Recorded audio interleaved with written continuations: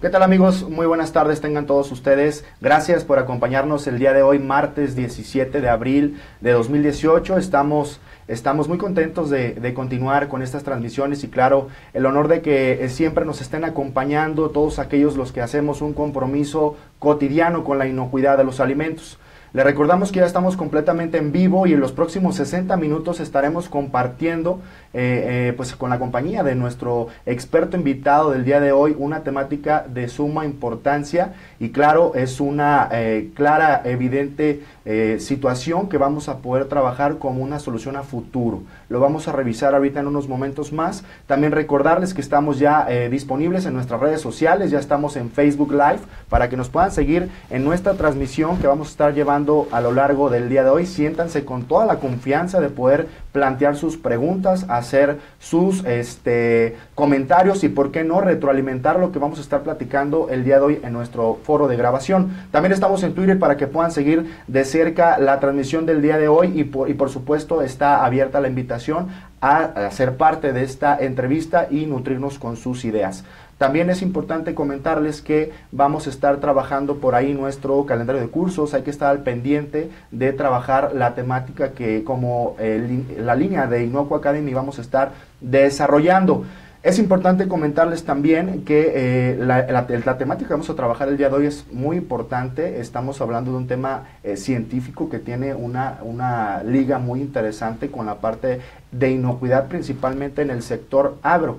Actualmente estamos llevando un nivel de vida bastante acelerado, en donde se prevé que para 2050 seremos más de 9,000 millones de personas en este planeta. Y en ese momento sucede la incógnita o viene a nuestra mente la pregunta del millón.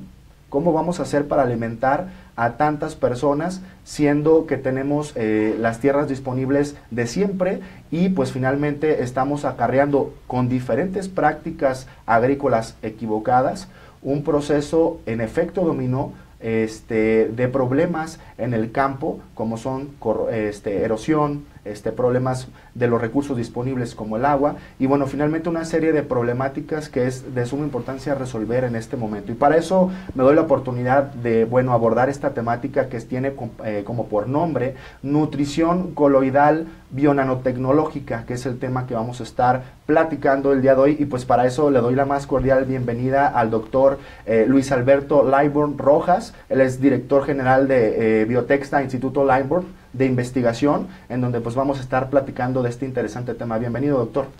Muchas gracias, muy buenos días a todos. Gracias por la invitación y esperamos que esto tenga repercusión en las conciencias de cada uno de nosotros.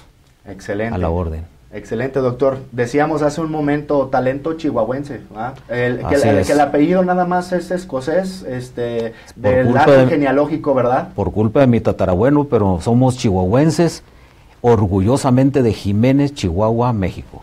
Perfecto. Igual que la tecnología. Muy bien. Pues en materia, doctor, platíquenos un poco de su expertise, su área de estudio en esta iniciativa tan interesante que estuvimos platicando incluso antes de esta transmisión completamente en vivo. Entonces, hablemos un poco de la línea de estudio que usted sigue y qué hace Biotexa en general para beneficio del campo agrícola. Bien, pues yo tengo 40 años, como yo le llamo en este viril deporte. Mi formación es de químico con especialidad en biología molecular y en matemáticas, ingeniería molecular fundamentalmente.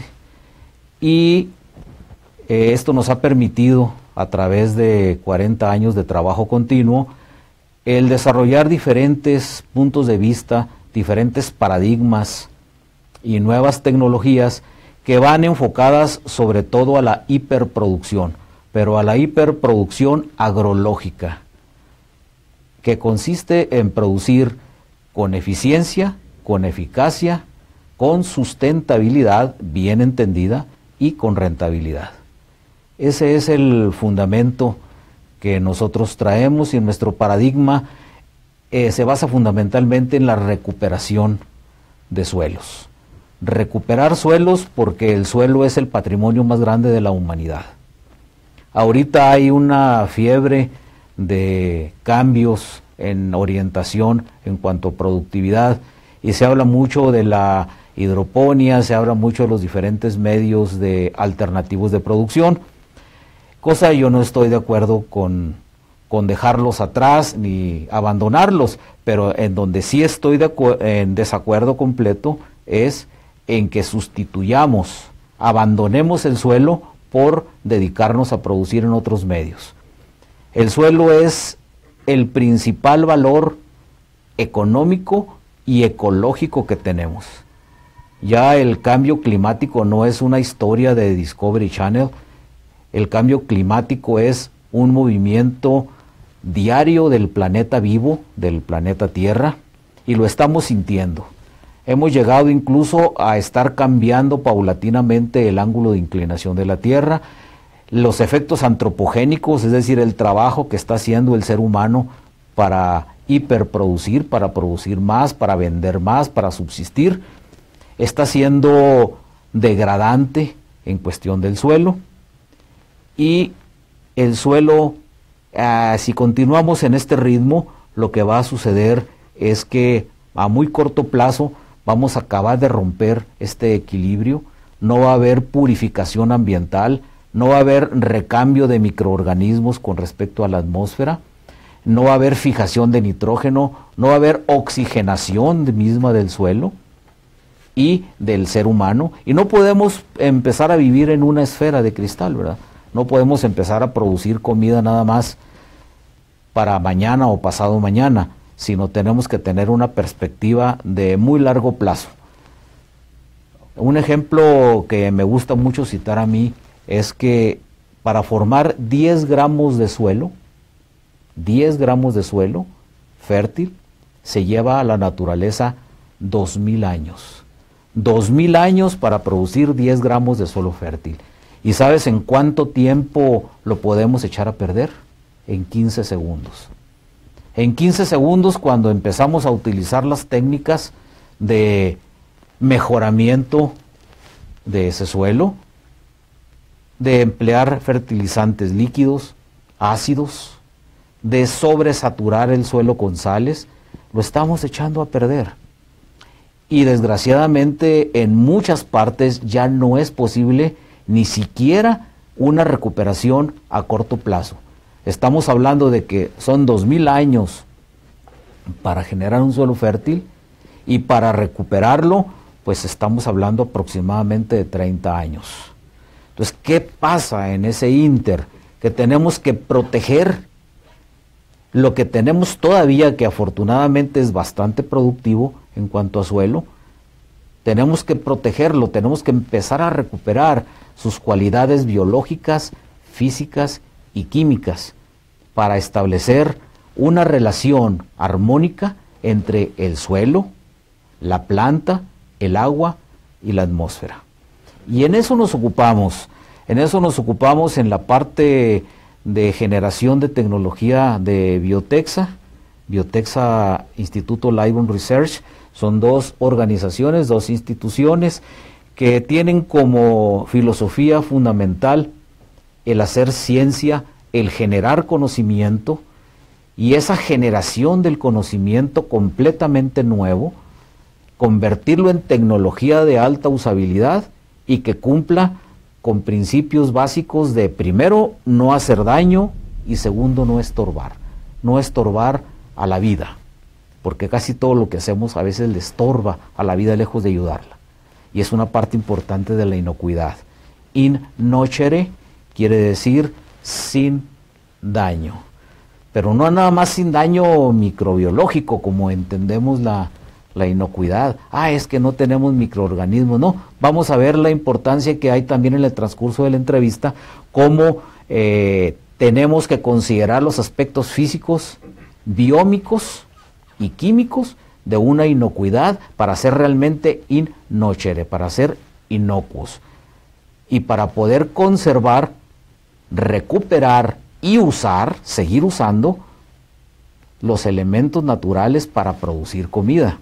Es un reto bastante interesante, pero no imposible. Creo yo que todavía estamos al punto de tomar medidas de reorientación en cuanto a los aspectos directrices de nuestra manera de hacer las cosas en el orden de la producción de alimentos, que cada vez es más urgente.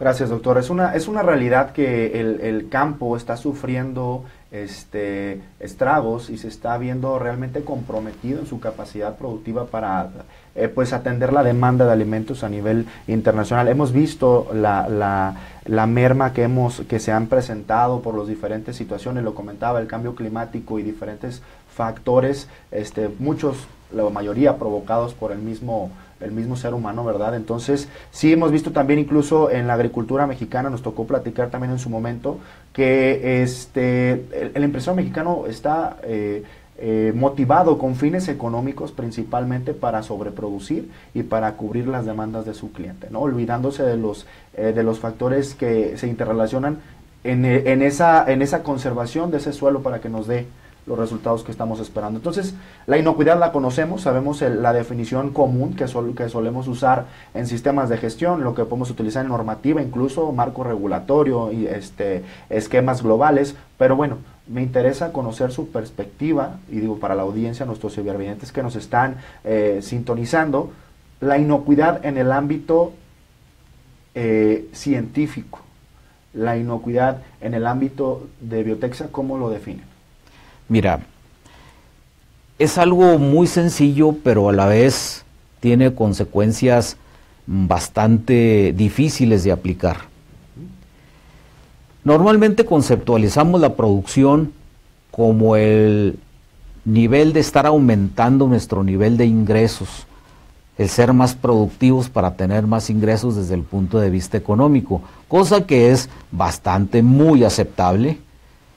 Yo cuando platico de esto digo, pues sí, efectivamente, por ejemplo, en nuestra organización, pues hay 400 personas indirectas y directas, son 100 en la estructura, pero considerando 4 miembros de familia por cada persona, pues serían 400 personas que todas las noches se acuestan con la esperanza de que el día de mañana se van a levantar a desayunar, a ir a la escuela, a tener un nivel de vida digno, a poder relacionarse y crecer como gentes humanas, como personas humanas, en todos los aspectos psicológicos, emocionales, sociales, políticos, de todo lo que es el ser humano redondito, en un ser que tiene un quehacer, y ese quehacer lo lleva a un tener, y ese tener lo lleva a un estar.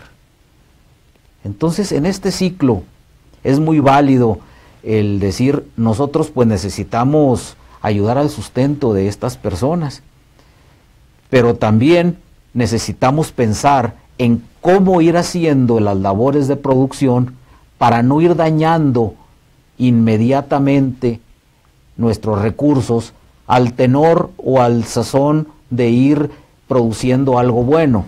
No sé si me explique. Uno lo ve desde el punto de vista personal. Quizá el ejemplo sea un poquito distorsionado, pero creo que va. Uno como persona dice, voy a ahorrar para el futuro. Pero a veces se te atraviesa algo en medio, un viaje o algún bien, que dices tú, bueno, pues mejor voy a tener este satisfactorio inmediato y luego ahí hay mañana, ¿no? Hay mañana ahorro. Es lo mismo. A procrastinar, ¿verdad? Exactamente, ese es el quid. ¿Sí? Entonces, a nivel de producción de comida, pues dices tú, es que necesito, claro, pues tengo muchos gastos, tengo un nivel de vida que mantener, tengo gente que depende de mí, entonces pues necesito la parte económica, y es justificable, pero alto, ahí, sin dejar de hacer una cosa, no podemos hacer algo en contra de nuestro mismo bienestar, bien ser y bien tener, de nuestro patrimonio natural, porque esto se nos va a ir de las manos en cuanto menos pensemos. Es decir, no por producir muchos tomates o muchos chiles o mucha hortaliza o de lo que estemos hablando, ¿sí? Voy a tener la visión nada más de que voy a utilizar hormonas y voy a utilizar un sistema artificial de producción para que inmediatamente me sube esa producción y no me importe qué voy a estar haciendo después. Sabemos perfectamente bien que muchas de las técnicas que se están utilizando ahorita para hiperproducir, pues no son para nada compatibles con la vida. Incluso hay residuales de polialquilamidas, de polímeros que se están utilizando para aumentar la absorción de nutrientes y favorecer mucho las rutas hidropónicas, pero estamos comiendo plástico. Todo este tipo de situaciones va acerca de la filosofía que tenemos nosotros como corporativo y la filosofía científica que nos impulsa. Para nosotros el innocere, lo inocuo, es no hacer nada desde el punto de vista físico que nos dañe. Y desde el punto de vista físico está, por ejemplo, el mal manejo de los suelos con el exceso de labranza. Estamos rompiendo las estructuras. Esa estructura que el suelo tarda en fabricar, en producir durante tanto tiempo, de un año a otro la estamos completamente rompiendo con el pretexto de oxigenar. Estamos haciendo cuestiones físicas que están dañando directamente la misma biótica natural del suelo, los mismos microorganismos buenos del suelo. Estamos haciendo intervenciones químicas a la sazón de estar nutriendo o fertilizando, y estamos salinizando en efecto y con efecto los suelos, porque la sal esteriliza el suelo, rompe la relación de agua, absorbe el agua y aumenta el potencial mátrico de ese suelo y mata los microorganismos del suelo. Yo le pregunto a las personas que si conocen, allá en mi tierra es muy común la carne seca. Y la carne seca en cecina, ¿cómo se hace? Pues salándola. ¿Por qué? Pues porque la sal absorbe el agua y ya no se desarrollan los microorganismos. Bueno, lo mismo pasa en el suelo. Y luego la parte biómica del suelo que se altera es cuando nosotros, al quitar cepas buenas de microorganismos, damos pie a que se desarrollen patógenos. Y entonces hacemos un ciclo vicioso. Por ejemplo, el ciclo Fusarium, ¿sí? Nemátodo.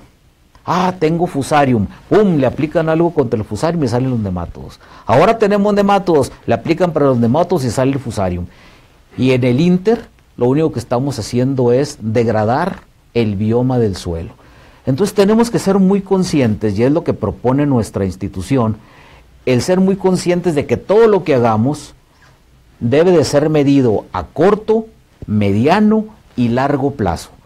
Porque la naturaleza tarda 2000 años en producir 10 gramos de suelo y nosotros lo podemos echar a perder, como les digo yo, hablando en términos muy técnicos, en un femtosegundo, en 1 por 10 a la menos 15 segundos, con una mala decisión, con una solución momentánea que tendrá muchas justificaciones, pero el impacto no lo podemos medir. Perfecto. Doctor, me llamaba la atención y quisiera preguntarle, ¿nutrición coloidal bionanotecnológica tiene alguna relación con genéticamente modificados? No, para nada.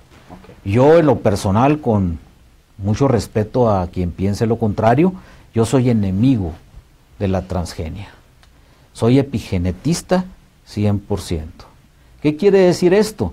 Que creo firmemente, y lo he demostrado en 40 años de trabajo, hablando de la genómica que manejamos dentro de nuestra institución a nivel de investigación, que los seres vivos tienen su capacidad propia, ya naturalmente programada, y que lo único que tenemos que hacer es no hacerles daño y no estorbarles, generar las condiciones para que se desarrollen armónicamente en una relación suelo-planta, agua-medio, agua-atmósfera, ¿sí? Y que podamos tener esa sinergia, esa sincronización. La vida se llama sincronización fásica. Es una dinámica de sincronización de diferentes fases. Síncronos quiere decir al mismo tiempo. Y yo lo pongo como ejemplo 2 relojes de péndulo. Tenemos un reloj cuyo péndulo se mueve así en movimiento armónico simple, y otro el lado contrario. Si ponemos un factor que los conecte, En unos momentos vamos a ver cómo se sincronizan. Y eso es la producción de acuerdo a la tecnología bio, nano, femto tecnológica. Somos un paradigma de nutrición coloidal porque el coloide es el estado natural de la vida. En la escuela nos enseñaron que había estados de la materia: el estado sólido, el estado líquido, el estado gaseoso, y se les olvidó a muchos decirnos que había estado coloidal y estado plasmático. Son 5 estados de la materia. Por eso tenemos el protoplasma o citoplasma. Y a veces creemos que el plasma nada más es la pantalla de la tele, ¿verdad? Y no, es el estado que nos permite fluidificar la vida. Y el estado coloidal es el estado que es capaz de juntar en uno el sólido, el líquido, el plasmático y el gaseoso. Excelente. Por eso es el estado de la vida. Entonces decimos, ok, si la vida es coloide, vamos a hacer biosinergia coloidal, es decir, vamos a hacer sinergos, síncronos, sincrónicos, con los aspectos de la vida que ocurren en el suelo, que ocurren en la planta, que ocurren en el agua y que ocurren en la atmósfera. Excelente. Esa es la idea. Muy, muy interesante. Entonces, hablamos de la organolepsis de los productos, Sí. ya enfocándonos específicamente a los consumidores. No propiamente entonces, doctor, con la definición que nos acaba de dar, un producto organolépticamente tiene que ser inocuo. Pues para mí, sí. La organolepsis es la capacidad que tiene cualquier alimento de ser degustado y degustable. En el sentido del gusto no interviene nada más el sabor, es la vista, es el oído, son los 5 sentidos. De ahí la organolepsis, que quiere decir la percepción a través de los 5 sentidos. Y dice uno, pero el sentido del oído, ¿qué tiene que ver? Hombre, pregúntales a los consumidores de manzanas. En lugar de comer una manzana que pues no hace ningún ruido, La turgencia. el crack. Exacto. El crack era la competencia que había entre las manzanas de Yakima, Washington versus las manzanas de mi tierra, de Chihuahua, del área de Cuauhtémoc, Chihuahua. Las de Cuauhtémoc no hacían crack y las de Yakima sí hacían crack, y la gente prefería comprar las manzanas de Washington a las de Chihuahua. Logramos desarrollar una tecnología que incorporaba calcio, potasio y boro, y empezamos a hacer gran turgencia, como bien indicas tú. Pero metimos pectatos, pectinatos, y empezamos a favorecer la estructura parenquimatosa de la manzana. Hizo crack, el oído se satisfacía, el sabor también, el aroma también, la percepción al tacto. Y eso se puede lograr, lo puedes lograr con inocuidad, es decir, que no lleve riesgos físicos, riesgos químicos y riesgos biómicos. Lo puedes hacer perfectamente bien, de hecho es la idea, ¿no? Que estos paradigmas nos impulsen a tener una producción de alimentos que sea eficiente, eficaz, sustentable y de rentabilidad. Y en todo esto, el factor que hilvana es la organolepsis, porque es lo que nos va a permitir satisfacer a el consumidor. No le vamos a dar de comer una pasta que pues ni tenga la consistencia, ni tenga el sabor. A lo mejor el sabor sí, el aroma, pero lo demás no, de un filete o de una manzana o de un pepino. Excelente. Hablábamos hace un ratito y me gustaban mucho las estadísticas que por ahí estuvimos revisando y que podía compartir yo con usted en su momento. Más del 90% de las tierras disponibles están utilizándose actualmente para la agricultura, y más del 70% del agua disponible se está utilizando principalmente para prácticas agrícolas. Así es. Entonces, ante este entorno, ¿cuál es el impacto de la iniciativa de la nutrición coloidal, pensando a 2050, donde vamos a ser más de 9,000 millones de personas, doctor? Mira, lo más importante para mí en este sentido es en la recuperación del suelo. Todavía estamos muy a tiempo de recuperar suelos. Okay. Los suelos que no están tan tremendamente dañados, porque hay suelos que prácticamente ya son talco, ¿eh? Ya existe esa Claro situación, ya que la sí, estamos viviendo. ya la estamos viviendo.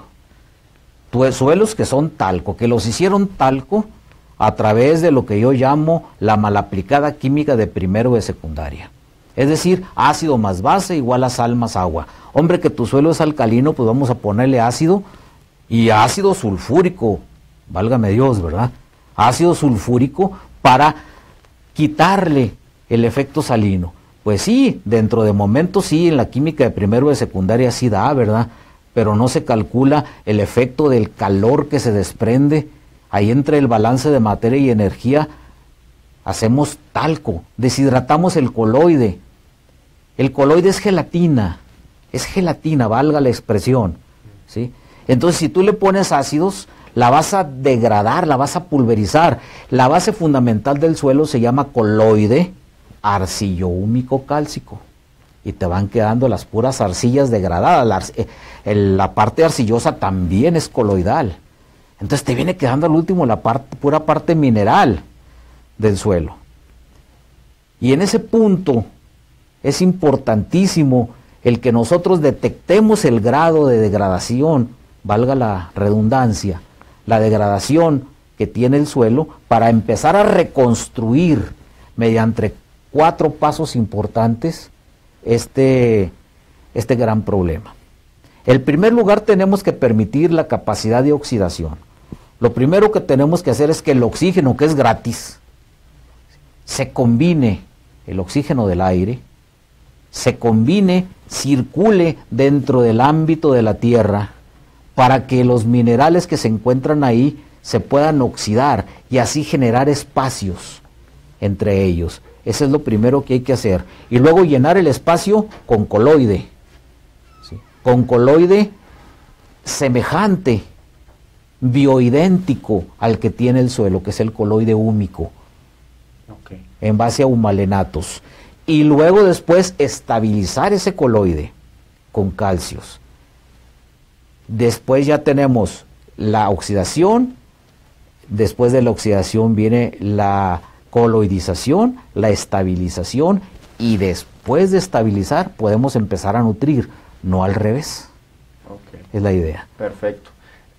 Hablando un poco del entorno en el campo agrícola mexicano, su perspectiva, doctor, ¿no hay entonces una sustentabilidad de la práctica y mucho menos una sostenibilidad del negocio para poder pensar que podremos seguir así tal vez 20 años más? ¿Cuál es su perspectiva? Pues ni en el campo mexicano ni en el campo de ninguna parte del mundo, ¿verdad? Los mexicanos no tenemos por qué ser las únicas víctimas de lo malo. No, este es un impacto a nivel global, porque las visiones mercadológicas, con todo respeto para los mercadólogos, ¿verdad?, las visiones de puro comercio que nos han inculcado y que hemos tenido, nos han llevado a este punto de degradación. Ese es el mayor problema. Y el mayor problema ahí está en esa visión de muy corto plazo de la que hablábamos en un principio. Entonces, no tenemos políticas adecuadas en ninguna parte del mundo. ¿Por qué? Pues porque se va primero lo comercial, ¿sí? Las grandes corporaciones tienen necesidad de sostener grandes nóminas, tienen necesidad de sostener grandes metas de mercado, y pues es más importante sostener la grande meta, el gran problemón económico de ahí, interno, que la consecuencia ecológica. No está reñido una cosa que la otra, es cuestión de conciencia, pero conciencia no es el angelito y el diablito que están acá, eso no lo confundamos. Conciencia es la percepción completa que tengamos de nuestro entorno con los 5 sentidos, el que sepamos qué está pasando aquí y ahora, y que lo valoremos y que en base a ello tomemos las decisiones adecuadas, pero pensadas, no decisiones que se toman en ámbitos políticos. El político es un ejecutor de las decisiones de la ciencia. La ciencia informada e informadora es la que tiene que tener la batuta en este aspecto y dar un seguimiento de concienciación, no concientizar. Concientizar es nada más llamar a la conciencia. Concienciar es asegurarnos de que se aplique el concepto y que se multiplique. Así como las cosas negativas ocurren en efecto dominó, las cosas positivas deben de revertirse por el mismo lado, pero en efecto dominó de red, es decir, multidimensionalmente. Perfecto. En ese sentido, entonces, pensaríamos, y bueno, de acuerdo al comentario que nos está planteando, la ciencia se convierte entonces en la solución en el corto plazo. Así es, en el corto, en el mediano y en el largo plazo. La ciencia es la madre de la tecnología. La tecnología es la madre del hacer. Entonces, si queremos bienestar, debemos de bien tener. Si queremos bien tener, debemos de bien hacer. Y para bien hacer, tenemos que bien ser. Generar conocimiento desde el punto de vista cognitivo, es decir, nociológico y epistemológico, con bases congruentes, conocimiento que no nada más se quede en el éter, sino conocimiento que vaya a un nivel de aplicación, de usabilidad y de trasciencia, es decir, de existencia, recurrencia y trasciencia, conocimiento que exista realmente, que pueda recurrir en diferentes circunstancias y que pueda tener influencia en diferentes medios, es para mí, en lo personal, la única solución a corto, mediano y largo plazo. Perfecto. Doctor, digo, es importante para todos los cibervidentes y las personas que nos están sintonizando completamente en vivo. Recuerden, por ahí hay que estar haciendo las preguntas. Con todo gusto, nuestro invitado nos hará el honor de poder compartir con su experiencia las soluciones que ustedes esperan. Y preguntarle, digo, para que también podamos tener ese enfoque científico, esa respuesta que muchos agricultores a veces se preguntan de su problemática día a día en el campo. ¿Cuáles son los estragos de la práctica agraria actual que suceden a nivel contexto? No hablemos nada más de la tierra, no hablemos nada más de los componentes que la conforman, en un nivel contexto más global. ¿Cuáles son las afecciones? Eso se llama agrología. Excelente. La agrología es la suma interdisciplinaria y holística de todas las disciplinas que confluyen en el desarrollo humano. Antes era agrónomos, el conocimiento de la tierra y hacerla producir. Ahorita es agroslogos, es decir, el tener toda la información confluente. Debemos de ser conscientes en el sentido que lo acabo de compartir, de que todo lo que hagamos no es nada más cuestión de aplicar la física, la química, la biología o la biología molecular, sino también las leyes, la legislación, la sociología, de ser conscientes de que la pedósfera, que es donde caminamos, también es biosfera y también es tecnósfera y también responde a todas las necesidades del ser humano, y que lo que hagamos para producir el alimento va a afectarnos desde el punto de vista social, económico, político, de salud. Eso es agrología.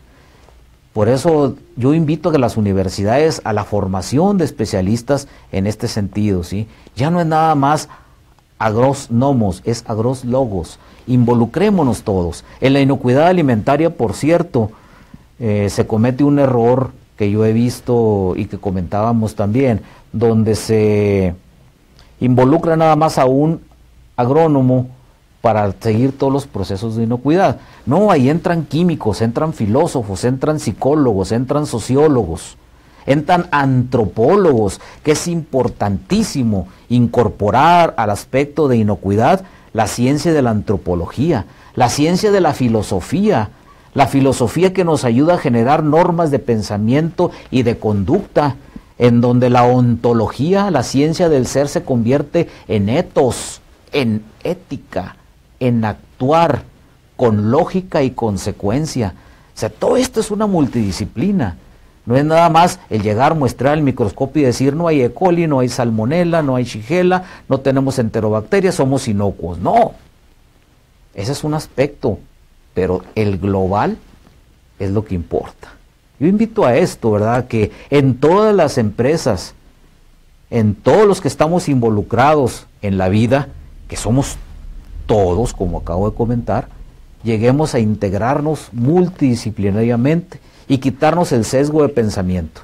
De ahí viene el efecto en cadena. Quiero pensar y quiero interpretar con su concepto, doctor, de todos los problemas de resistencia al cambio, las inconsistencias en los procesos que de repente no tuviste, pero al siguiente mes tienes alguna detección de alguna cepa, de alguna cuenta microbiana. Dices, pero ¿por qué me está pasando? Porque no se está abordando la inocuidad desde un punto de vista multidisciplinario. Así es. Y en el sentido estricto, comentarle que en el tema de la inocuidad, como se aborda comúnmente en los sistemas de gestión, sí precisamente es eso, ¿no? Asegúrate de que el producto no va a hacer daño, no te va a causar efectos perjudiciales hasta el momento que llegue a tus manos, ya sea para consumo humano o también pensando también en la línea que va para alimentos de consumo animal. Entonces, esa parte está sumamente interesante, el abordar la inocuidad desde un punto de vista multidisciplinario. Me llamaba la atención, la parte antropológica, ¿cómo se aborda? Pues antropos es el estudio del hombre, antropos es hombre, antropos logos, el estudio del ser humano. El ser humano, antropológicamente hablando, es un ser no nada más de lo que hizo en el pasado o los restos arqueológicos que dejó. Todavía el hombre moderno debe de aprender de las experiencias del pasado para proyectar hacia la construcción del futuro. Esa es la auténtica antropología. O sea, el futuro no es una cuestión del azar. El futuro lo creamos nosotros. El futuro no debemos de acostumbrarnos no a verlo como una consecuencia de una casualidad. El futuro es causal. De hecho, la agricultura, y qué bueno que tocamos ese punto, antes estaba el punto de vista de la perspectiva de la agricultura casual. O sea, por casualidad o por tradición vamos a aplicar esto y a manejar así las cosas. Después, con la incorporación de las nuevas técnicas de laboratorio, ahí está la multidisciplinariedad. Empezaron los químicos a meter la cuchara en el asunto de la producción de comida, desde Justus von Liebig en Alemania, cuando el imperio prusiano estaba luchando por ser más controlador en Europa y tenían que pelearse unos con otros, y todavía, ¿verdad?, a ver quién hace la mejor pólvora, a ver quién hace la pólvora que se humectara menos. Y ahí empezó von Liebig a desarrollar la primera química agrícola. Entonces, desde ahí hasta los más modernos sistemas de análisis ahorita, involucra químicos, involucra biólogos moleculares, involucra ya todas las omics, la genómica, la proteómica, la proteómica, la antocianínica predictiva, la glicómica, la esplesiosómica, la secretómica, la transcriptómica. Toda la ciencia se está involucrando. Estamos hablando entonces que en nuestro mundo actual, hablando de seguridad alimentaria, inocuidad, estamos viendo nada más la punta del iceberg. Ah, sí, definitivamente sí. Y es más, fíjate, desde el punto de vista microbiológico, estamos viendo la punta del iceberg y mal viéndola, porque estamos viendo el 1% de lo que está pasando. Las técnicas microbiológicas más comunes, que son el cultivo en caja Petri, en tubo, etcétera, con medios, nos detecta nada más el 1% de los microorganismos. El 99% se nos va. Por eso nosotros estamos empleando ahorita otra tecnología, ¿sí?, que se llama el estudio metagenómico y virómico. Estamos desarrollando ya aplicaciones muy prácticas de, sin importar el tamaño de la muestra de suelo, o de agua, o de producto biológico que sea, desarrollar la técnica de detectar a través del estudio del ADN. Estamos detectando ya todo el género, la especie, el filum y la actividad del 100% de las cepas microbianas que se encuentren ahí, incluyendo virus. Entonces, ojo, incorporar técnicas de análisis metagenómico y virómico.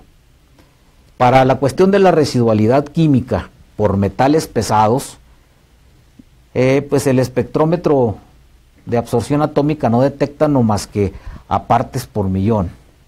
Necesitamos detectar partes por trillón, ya.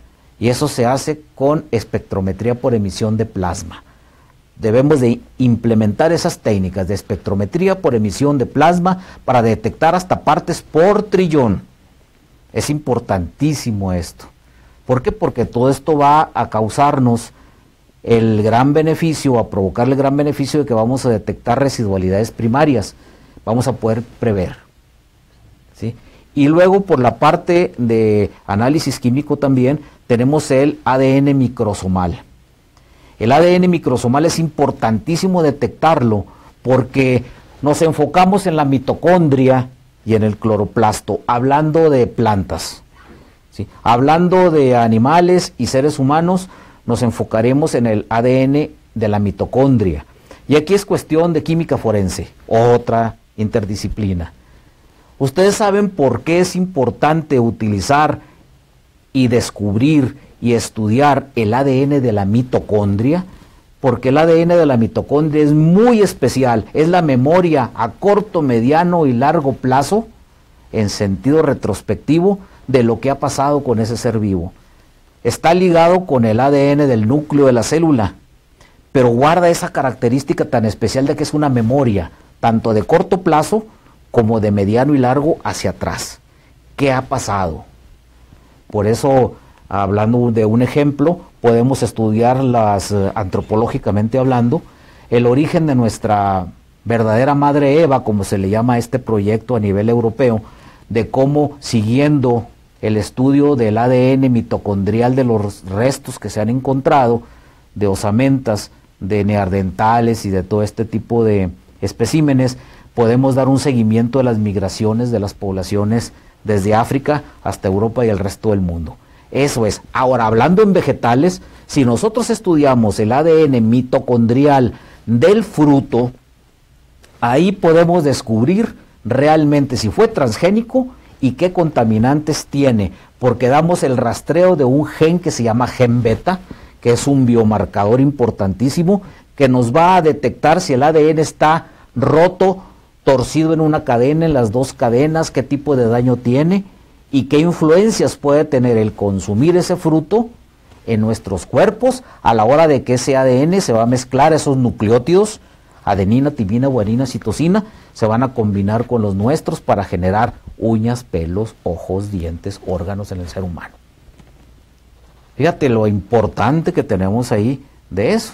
Y aparte del ADN en cloroplasto, podemos detectar si esa planta fue tratada con hormonas, con enzimas, con plaguicidas y a qué grado están almacenándose en los tejidos. Importantísimo también para la inocuidad de la llamada agricultura orgánica que está aplicando excretas de animales. Doctor, esos estudios, este tipo de análisis más a profundidad, que busque más de manera íntegra encontrar todo ese tipo de elementos, de factores para analizar datos, ¿ya se está haciendo en otra parte? Que yo tenga conciencia, prácticamente no. Ahí en ese sentido, y digo, usted doctor, tú doctor como dirigente, como el que lleva la punta de lanza en esta iniciativa junto con todo tu equipo de trabajo, ¿cuál es la proyección? ¿Qué es lo que se esperaría empezar en el campo mexicano respecto a estos estudios? Motivar a otras instituciones de investigación que se empezaran a pulir en estas técnicas. Claro que son técnicas aplicadas a otros sistemas analíticos, ¿sí? Por ejemplo, mucho de lo que hacemos nosotros es aplicado a la investigación en neurociencia, en cuestiones humanas. Análisis neurocientíficos y neurológicos y neurogénicos. Con todas estas tecnologías nosotros lo que hacemos es darle la adaptación hacia la biofísica, bioquímica e ingeniería metabólica en plantas. Es lo que hacemos. No hemos descubierto ninguna de las técnicas de las cuales te he mencionado, las hemos adaptado. Y eso sería invitar a otras instituciones a que hagan lo mismo, porque esto se tiene que permear, esto no es a nivel negocio, esto es a nivel supervivencia. Entre más estemos involucrados en este tipo de tecnología que nosotros llamamos TTF, Totally Tox Free 3.0, totalmente libre de tóxicos 3.0, ¿por qué? Porque entra la parte biómica con la metagenómica y la virómica, la parte de metales pesados, con lo que viene siendo la espectrometría por emisión de plasma, y la parte de ADN microsomal, mitocondrial y cloroplástico, con lo que nos va a dar todo el perfil completo de una inocuidad. Ahí sí realmente podemos decir si es inocuo porque se respaldan estos análisis, mucho más allá de un sello. Un sello lo obtengo yo, lo obtienes tú, lo obtiene cualquiera, y no te da una trazabilidad. Aquí lo más importante, la clave es trazabilidad. Trazabilidad que da confiabilidad. Confiabilidad que da certeza. Y la certeza da credibilidad. La credibilidad no se construye con argumentos, se construye con estos elementos que he dicho. Que sea trazable, que sea confiable, que sea creíble. Y eso te va a dar la certeza, la certidumbre de que realmente respondes la pregunta del millón. La pregunta del millón es, ¿sabes lo que te estás comiendo? Muy interesante, doctor. Realmente es una óptica muy distinta, un enfoque muy diferente de ver toda este contexto, concepto, perdón, tan íntegro, que resulta ser tan multidisciplinario como usted lo plasma. Y hablábamos hace un ratito de que el problema es globalizado, no Así solamente es a nivel nacional. No. Entonces, en ese sentido, ¿el agricultor es el principal precursor de esta problemática o de dónde empieza, de dónde parte el problema? Parte del mercado. El mercado demanda productos. Hay una oferta y hay una demanda. Eso es, para mí la causa. Y luego la falta de normas adecuadas y de prácticas en consecuencia adecuadas. Mira, es muy sencillo.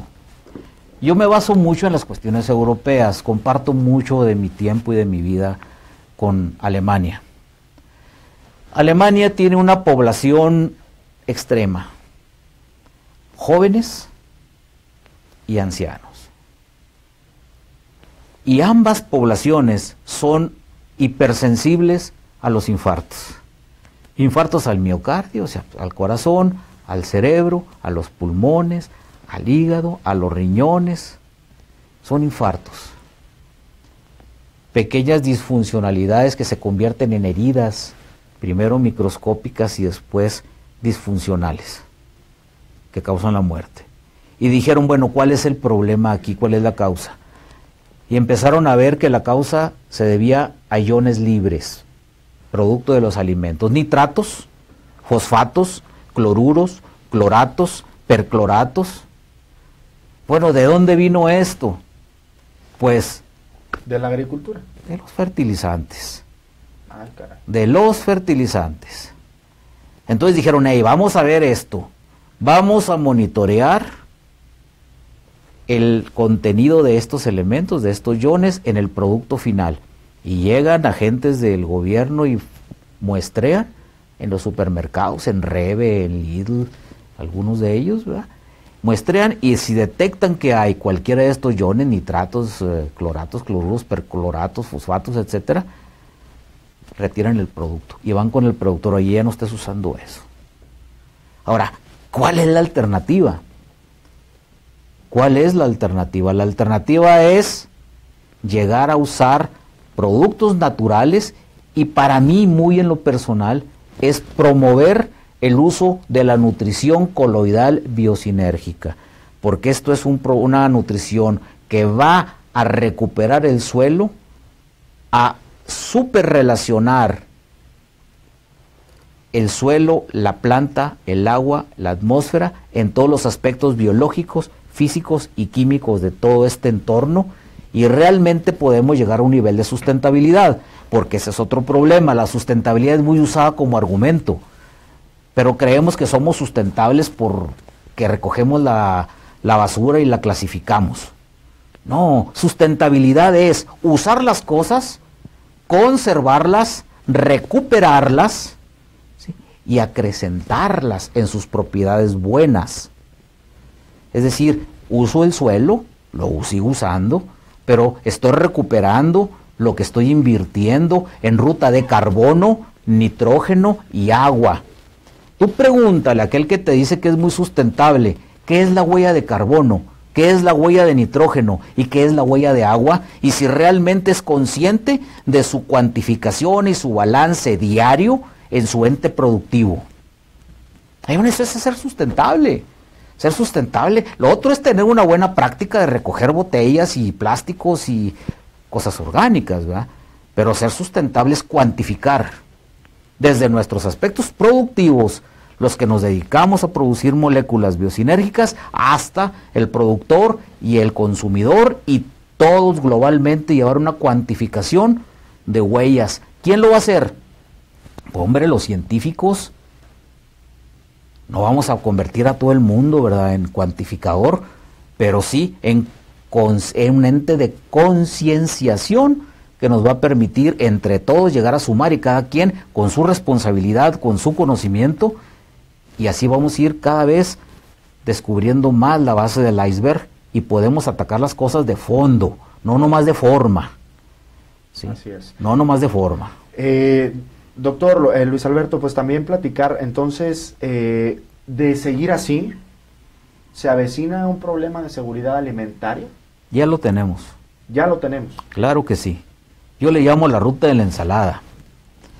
Ha habido enfermedades crónicas por Escherichia coli que se han detectado en poblaciones femeninas de los 15 a los 50 años. Y entonces se hace el estudio desde el año 2010-2011 y se ve que este tipo de la misma cepa de Escherichia coli se detectó en Canadá, en Estados Unidos, en México, en Sudamérica, en Europa, en la India y en China. Caramba. Y consumiendo tomates, lechugas, pepinos, hortalizas en general. ¿Cuál es la causa? Salió una corriente explicativa de esto y dicen algunos médicos, en un principio dijeron, es por la cuestión anatómica.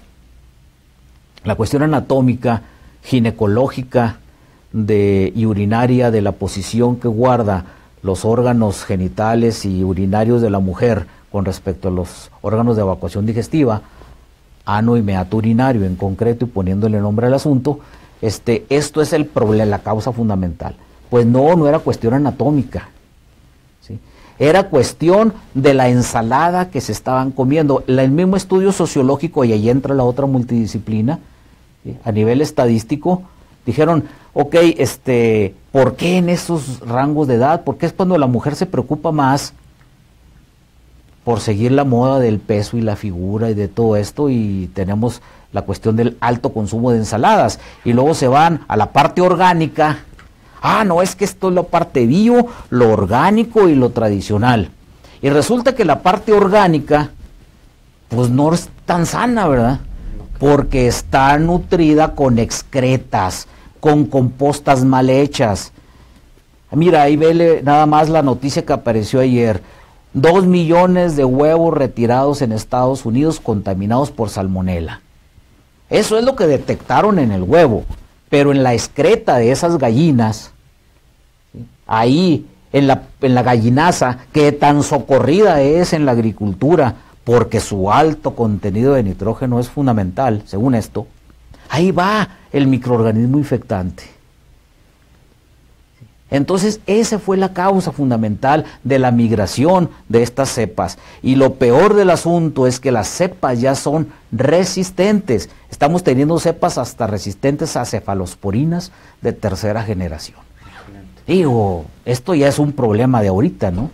Excelente. Entonces, es una realidad, ¿no? Entonces, el gobierno, en el sentido de lo que estamos platicando, digo, ¿qué es lo que se tendría que hacer o qué es lo que se tendría que trabajar como una iniciativa de cambio rotundo de 180 grados para revertir esta situación?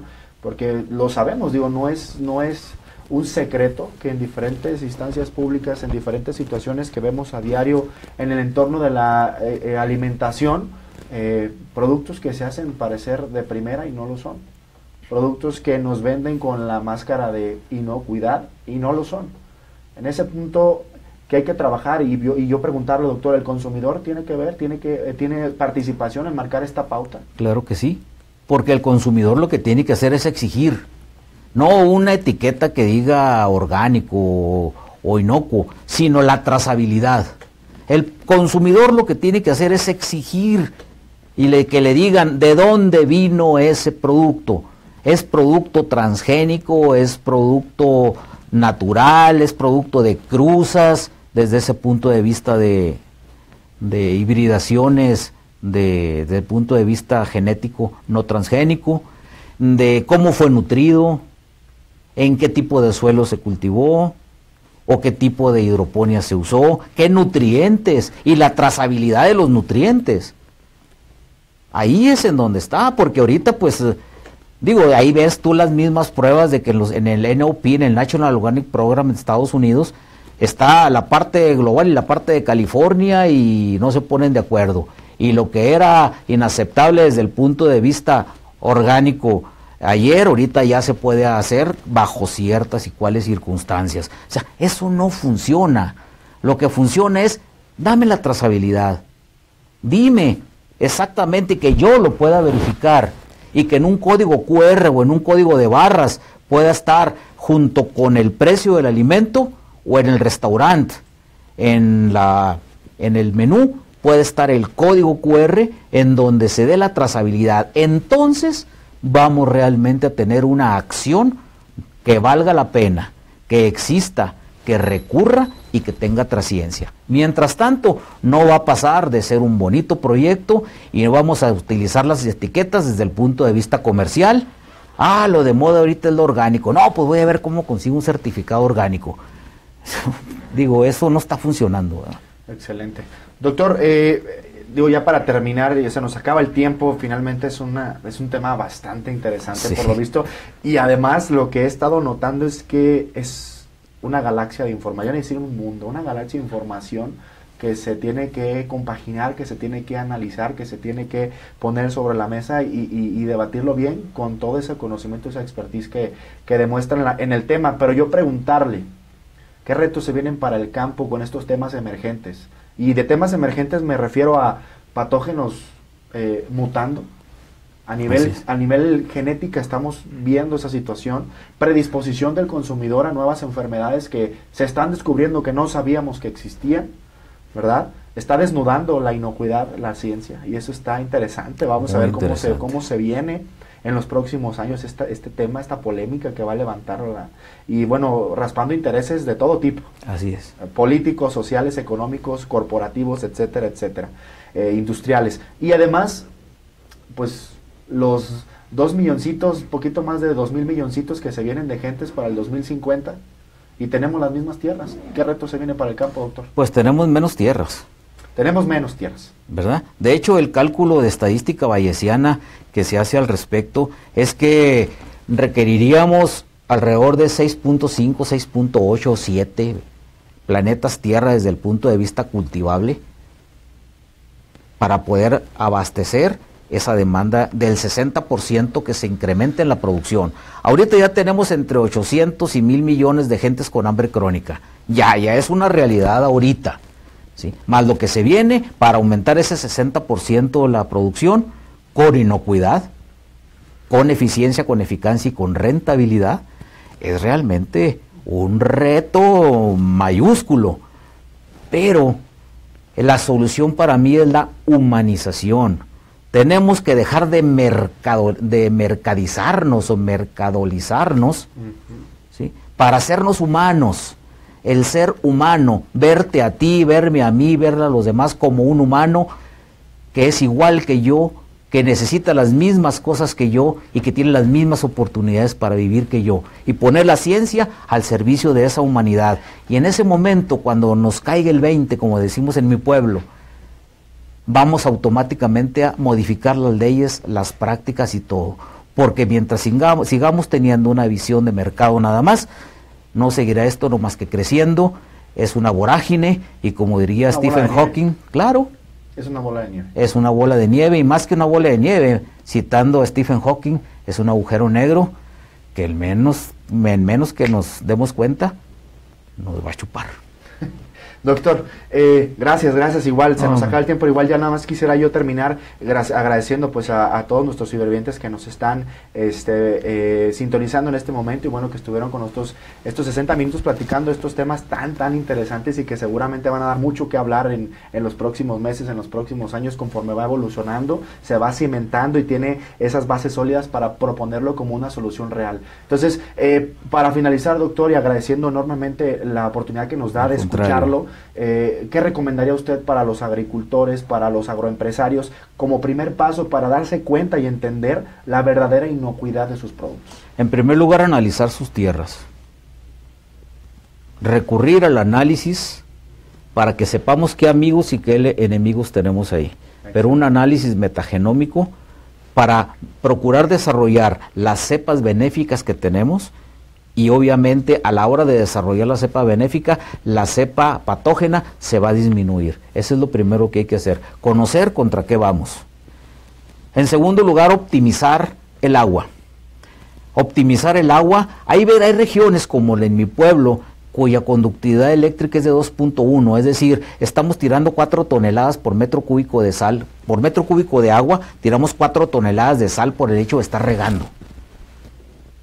Y somos un pueblo nogalero, cada nuez ocupa 38 litros de agua en un ciclo. Imagínate cómo estamos salinificando. Y luego todavía usamos fertilizantes que meten más sales. Entonces, cambiar la perspectiva, concienciarnos en ese momento. Cambiar la perspectiva, informarnos, ser cada vez más abiertos a la información, menos temerosos de cambiar los paradigmas y llegar de agricultura casual a agricultura causal, que es la de los análisis, y más a la agricultura que se puede predecir lo que va a pasar antes de que suceda. Agricultura de prognosis en base a marcadores moleculares, pero si me invitan en otra ocasión, con gusto les comparto lo que es la nueva perspectiva de agricultura a nivel de prognosis. Pues muchas gracias, igual por la visita.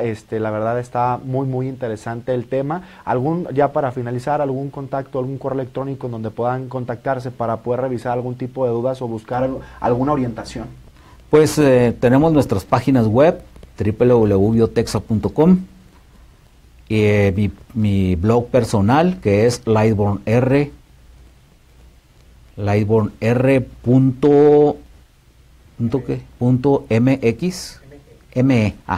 lightbornr.mx, ni yo me lo sé. Sí. Ok, muy bien. Y pues aquí con ustedes vamos a dejar los datos para que alguien más. Doctor, muchas gracias por habernos acompañado. Gracias a ustedes por la paciencia que han tenido durante 60 minutos. Disculpas anticipadas si hubo callos pisados, pero pues más vale hablar que quedarse con las ganas. Excelente.